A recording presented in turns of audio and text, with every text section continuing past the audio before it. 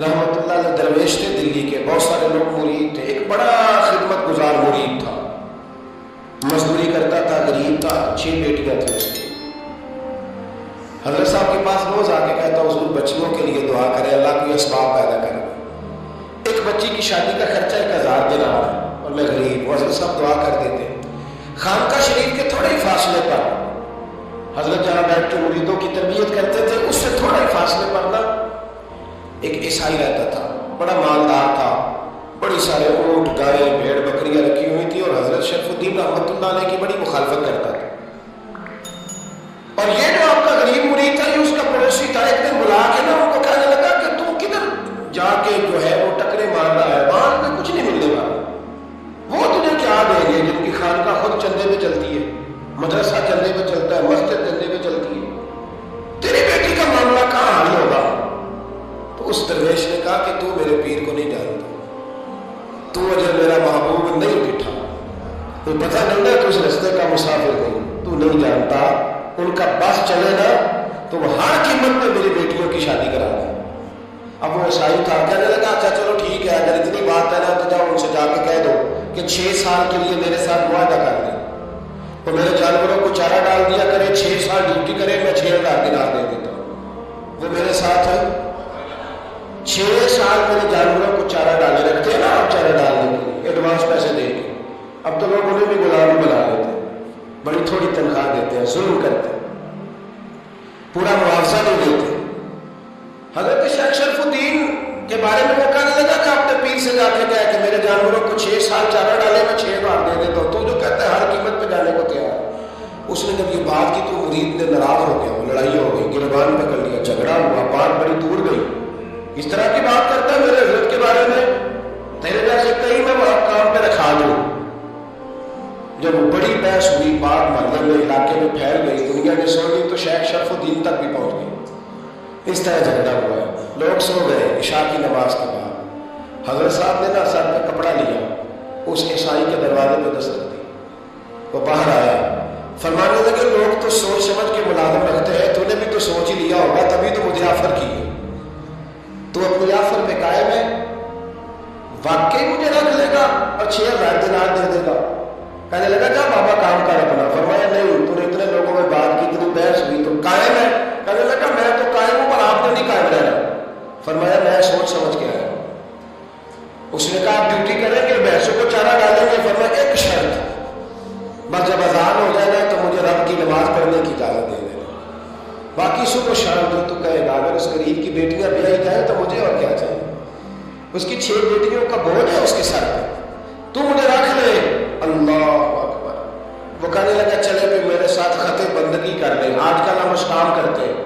اس زمانے میں خط بندگی ہوتا تھا، غلامی کا خط، قاضی شہر کے پاس، جب اس کا خیال تھا کہ چلو اس کام کی بات کروں گا تو بھاگ جائیں گے، فرمایا چل میں تیار ہوں۔ قاضی تک گئے، طے ہو گیا، 6000 دینار دے دیے۔ حضرت نے مرید کو بلایا، فرمایا پتر یہ لے جا،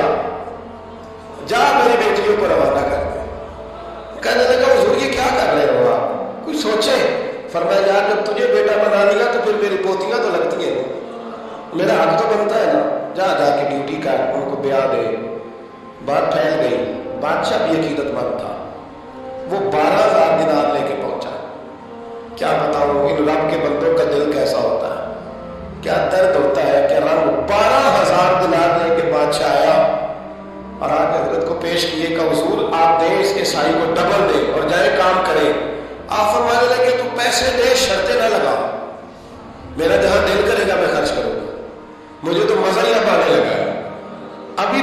تو لطف آ رہا ہے، ابھی تو ذائقہ آیا ہے کچھ کرنے، پیسے دینے ہیں تو دے، پابندی نہ لگا، جہاں میرا دل کرے گا میں۔ اس نے کہا حضور ٹھیک ہے رکھ لے۔ حضرت نے فجر مسجد میں پڑھی، جیب میں 12000 دینار تھے، اعلان فرمایا بھی کسی اور کی بیٹی بھی بیٹھی ہے تو پیسے میرے پاس ہے۔ وہ 12000 دینار بھی بانٹ دیا،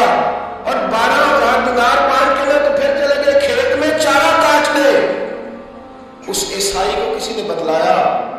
کہ ان کے پاس تو 12000 آیا ہے پر تجھ سے جان نہیں چھڑائی انہوں نے،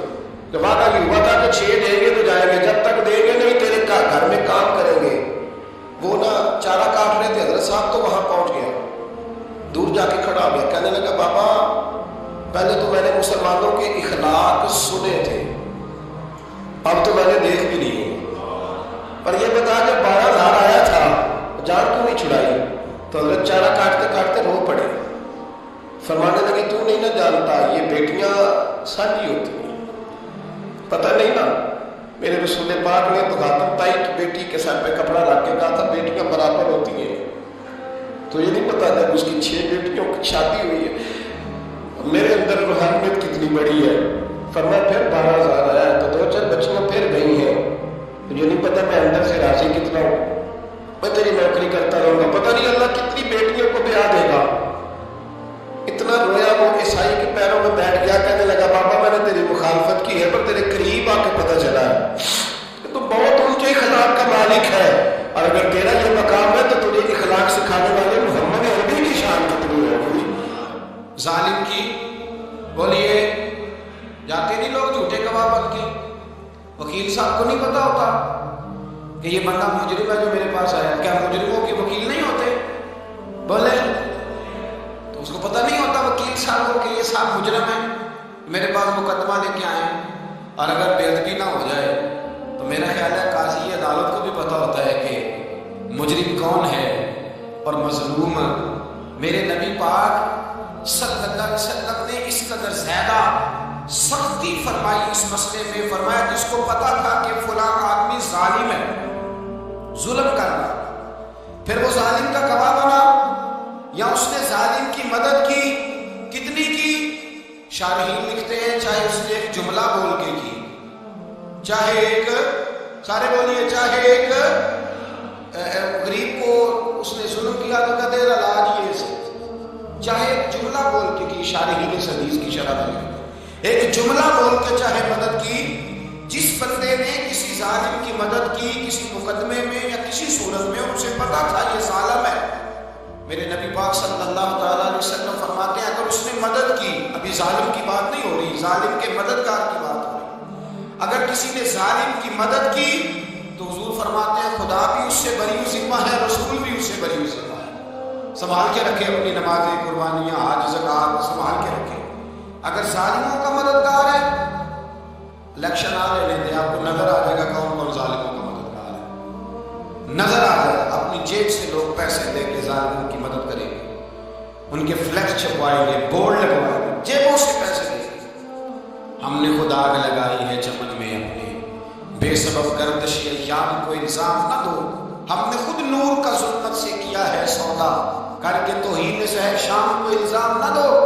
ظالموں کے مددگار میدان میں آ گئے، یہ چھوٹا لفظ نہیں، میرے حبیب پاک صلی اللہ علیہ وسلم نے فرمایا جو ظالم کا مددگار ہے سن لے تو سجن کے ساتھ کچہری جاتا ہے، وہ یاد رکھے جو دوست کا گواہ بنتا ہے، وہ یاد رکھے جو کہتا ہے میں مانگی گیا تھا، مجھے بلایا گیا تھا قبضہ چھڑانے کے لیے کسی غریب بیوہ کی جائیداد پہ، کب وہ سن لے تو مدد کر کے نہیں آیا، تو خدا کے ذمے سے نکل گیا۔ رسول پاک نے فرمایا تیرا میرا تعلق ختم ہو گیا، تو ظالم کا مددگار ہو گیا، پھر تو کہتا میں بے چین ہوں، میں بے قرار ہوں، میں آزمائش کا شکار ہوں، پلٹ کے دیکھ تو صحیح تیرا گناہ کتنا بڑا ہے۔ میرے نبی پاک صلی اللہ علیہ وسلم کا ایک اور فرمان سننے ابن ماجہ ابو داؤد میں موجود ہے، اس حدیث کو آپ نے یاد کر لینا، کر لیں گے انشاءاللہ، سارے کہیے انشاءاللہ، کر لیں گے یاد۔ حضور صلی اللہ علیہ وسلم نے فرمایا اگر تو ظالم کی مدد کرے گا نا، یہ لفظ دل کی تختی پہ لکھ لینا، یہ مکافات عمل ہے، مکافات عمل دنیا، ادھر کرو گے تو ادھر بھرو گے۔ فرمایا اگر تو کسی ظالم کی مدد کرے گا، سن لے حضور کا فرمان ہے، اگر تو ابن ماجہ ابو داؤد سیاق میں موجود ہے، فرمایا اگر تو کسی ظالم کی مدد کرے گا تو رب تعالیٰ مرنے سے پہلے تیرے اوپر بھی ظالم کو مسلط کر دے گا، تیرے اوپر بھی ایک دفعہ ظلم ضرور ہوگا اگر تو ظالم کی، وہ کسی صورت میں بھی ہو سکتا ہے، کسی صورت میں تیرا بیٹا ہی اٹھ کے ظلم کر دے گا، تو الجھ جائے گا، کسی نہ کسی جگہ تیرے لیے تباہی کا سامان ہوگا، تیرے اوپر ظلم ہوگا، اس لیے کہ تو ظالموں کا مددگار ہے۔ چاہے یہ تھا کہ تو مظلوم کی مدد کرتا، انسانی ایمانی یقین کا فریضہ سر انجام دیتا، تو ظالموں کا مددگار ہو گیا۔ ٹٹول کے دیکھ لیں، رزلٹ نکال کے دیکھ لیں، ہمارے زمانے میں ظالموں کے مددگار زیادہ، اتنی لمبی زبانیں نکال کے ظالموں کی مدد کرتے، بڑے بڑے کالم نویس اللہ نے انہیں قدرت دی لکھنے کی، تو اپنا قلم ظالموں کی مدد میں خرچ کرتے ہیں۔ وہ لوگ جن کو اللہ تبارک و تعالیٰ نے قدرت دی، ہمت دی، طاقت دی، کچھ لوگ ان کے حلقہ احباب میں وہ اپنے لوگوں کو استعمال کر کے ظالموں کی مدد کرتے ہیں، ظالموں کی مدد کرتے ہیں۔ میرے نبی کریم سید عالم نور مجسم صلی اللہ علیہ وسلم نے فرمایا اگر تو نے ظالم کی مدد کی تو جب تک تو توبہ نہیں کرے گا رب تجھ سے ناراض ہی رہے گا۔ اللہ تجھ سے، او بھائی جس سے رب بھی ناراض ہو گیا، نہ کھانا نہ پینا نہ سونا نہ جاگنا نہ نیند، پھر تیری ہر چیز تیرے لیے آزمائش ہوگی، پھر تیرا سایہ بھی تیرے لیے خوف کا سامان بنے گا، پھر زندگی جیتی جاگتی لاش بن جائے گی جو اپنے کندھوں پر اپنی میت اٹھائے پھرے گا جب تو ظالم کا مددگار ہوگا۔ اور نبی پاک صلی اللہ علیہ وسلم نے فرمایا ظالموں کا مددگار بھی ظالم ہوتا ہے، ظالموں کا مددگار بھی، سارے بولے ظالموں کا مددگار بھی نہیں، کو نہیں، آپ سارے نہیں بولے، ایک دفعہ بولے ظالموں کا مددگار بھی، پکی بات ہے، ظالموں کا مددگار بھی اللہ، جس کا یارانہ ہو، جس کا دوستانہ ہو، جو کہے میں نے نا اس کو اوکھے ویلے کے لیے ظالم کو یاد رکھا ہوا ہے، کبھی مشکل میں رکھے نہیں ہوئے لوگوں نے ظالم دوست، کہتے میں نے رکھے ہوئے، بلکہ ہمارے دیہات میں تو کہتے ہیں میں نے بازو بنائے ہوئے۔ کس کو بازو بنا لیا؟ ظالم بھی کبھی بازو ہوتا ہے، جو ظلم کی تلوار لیے میدان میں کھڑا ہے۔ قارون، حامان، فرعون، نمرود کا حال نہیں لوگوں نے دیکھا؟ اپنے زمانے میں آپ نے کتنے لوگ نہیں دیکھے جن کے سائے سے، آواز سے لوگ کانپتے تھے؟ پھر پولیس کی گاڑیوں میں وہ اس طرح مردہ پڑے کہ دنیا نے تماشا دیکھا ان کا، یہ رنگ ہم نے دیکھے نہیں اپنی آنکھوں سے۔ فرمایا ظالم کا مددگار بھی، جو کار میں بٹھا کے لے کے گیا وہ بھی ظالم، جس نے چائے پلائی وہ بھی، جس شخص نے کھانا کھلایا وہ بھی، جو کچہری تک ساتھ گیا وہ بھی، جس نے فلیکس کے نیچے بڑے شرابی کے نیچے چھوٹی اپنی فوٹو لگائی وہ بھی، جو ووٹ کی پرچی ڈالنے گیا وہ بھی۔ کہہ دینا بات نکل گئی کہ حضرت صاحب نے سیاسی تقریر کی، کہہ دینا، پر بات تو سچی ہے نا۔ خوگرے ہم تو سے تھوڑا سا گلا بھی سن لے، خوگرے ہم تو سے تھوڑا سا بھی گلا۔ امام مالک کے پاس ایک بندہ آیا، اس نے کہا حضور میں درزی ہوں، ایک ظالم بادشاہ مجھ سے کپڑے سلواتا ہے، میں تو ظالموں کا مددگار نہیں نا۔ ایک ظالم بادشاہ مجھ سے، حضور میں تو مددگار نہیں نا ظالموں کا، جو فرمایا ظالموں کا مددگار بھی ظالم ہوتا ہے، تو کپڑے لے کے آتا ہے میں سی کے دے دیتا ہوں، ذمہ داری نہیں سمجھے۔ ایک آدمی دکاندار ہے، اس سے کوئی بندہ چیز خریدنے آئے گا تو تھوڑی کہے گا میں نے نہیں دینی، تو دے گا۔ کوئی بندہ اگر کسی شخص سے کوئی کام کہتا ہے جو اس کی فیلڈ ہے، اس کا شعبہ ہے، اس کا معاش کا وہ سلسلہ ہے، کہتے ہیں یا رسول اللہ صلی اللہ علیہ وسلم ظالموں کا مددگار بھی ظالم، حضور نے فرما دیا۔ تو امام مالک سے بندے نے مسئلہ پوچھا، دل کی تختی پہ لکھنے والی باتیں ہیں، کہا حضور میں درزی ہوں، ظالم کپڑے سلواتے ہیں، میں تو مددگار نہیں نا۔ امام صاحب کہنے لگے نہیں، مددگار تو وہ ہوگا جو تجھے سوئی دھاگا فراہم کرے گا، تو پورے کپڑے سی کے دیتا ہے، تو خود بہت بڑا ظالم ہے، تو پورے سوٹ سی کے دیتا ہے، تو بہت بڑا ظالم خود ہے۔ مددگار تو وہ ہوگا جو تجھے دھاگا دے گا، جو تجھے بٹن دے گا، جو تجھے نلکی دے گا، جو ظالم سے اتنی نفرت ظلم کر کے بنتا ہے۔ یہاں تو ہمارے زمانے میں ہیرو بن جاتے ہیں، ظالم ہیرو ہے، لوگ اس سے ڈرتے پھرتے گھومتے پھرتے، اور بہت سارے کم مزاج لوگ اس کے پیچھے ہاتھ باندھ کے پھرتے ہیں۔ ظالموں کی مدد کرنا، ظالموں کے ساتھ رہنا، یہ ظلم ہے، ظلم، یہ زیادتی ہے۔ میرے نبی پاک صلی اللہ تعالیٰ علیہ وآلہ وسلم نے ارشاد فرمایا، یاد رکھو رب فرماتا ہے میں مظلوم کی مدد ضرور کروں گا، چاہے جلدی کروں چاہے دیر سے کروں، میں مظلوم کی مدد۔ اور حضور صلی اللہ علیہ وسلم نے فرمایا، حضرت معاذ بن جبل کہتے ہیں حضور نے مجھے یمن کا گورنر بنایا، جب میں جانے لگا نا تو حضور نے بڑی نصیحت دیکھی، بخاری میں موجود ہے، فرماتے ہیں جب میں پلٹنے لگا تو میرے رسول نے فرمایا معاذ ایک منٹ ٹھہر جا، ایک بات میری یاد رکھنا، اس کو نہ بھولنا۔ کہا حضور کیا؟ فرمایا دیکھنا کسی پہ ظلم نہ کر بیٹھ، کہیں تجھ سے زیادتی نہ ہو جائے۔ محبوبہ پھر حضور نے فرمایا سن میرے معاذ، میں تجھے گورنر بنا رہا ہوں، زیادتی نہ کر بیٹھنا۔ یا رسول اللہ صلی اللہ